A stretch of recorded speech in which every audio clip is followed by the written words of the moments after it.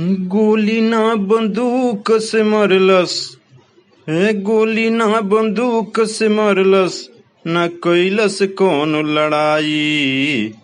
अभी एक के वायरस छोड़ के कैलस दुनिया पर चीन चढ़ाई। अभी एक के वायरस छोड़ के कैलस दुनिया पर चीन चढ़ाई। अभी एक के वायरस छोड़ के कैलस।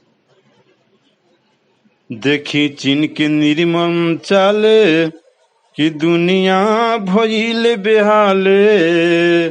वेंटिलेटर मास्क बेच के खुद भइल माला माले।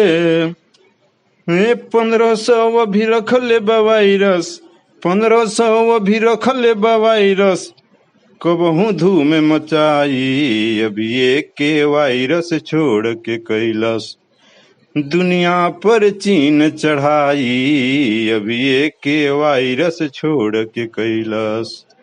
गोली ना बंदूक से मरलस, गोली ना बंदूक से मरलस, ना कैलस कौन लड़ाई। अभी एक के वायरस छोड़ के कैलस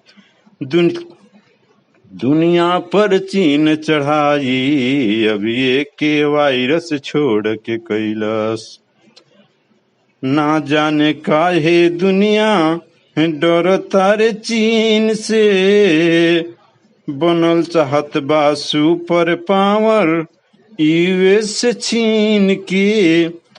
अगर अमेरिका ध्यान न देलस, अगर अमेरिका ध्यान न देलस, त कतना सौ दफनाई। अभी एक के वायरस छोड़ के कैलस दुनिया पर चीन चढ़ाई। अभी एक के वायरस छोड़ के कैलस।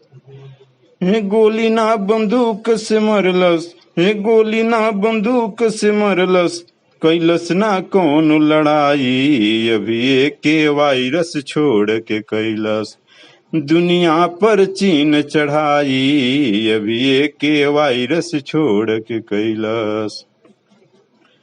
चूहा जैसन कब तक दुनिया बैठल रही घर में। चूहा जैसन कब तक दुनिया बैठी छुप के घर में। कहे कृष्ण कुल्हाड़ी लावो एकरा जड़ में।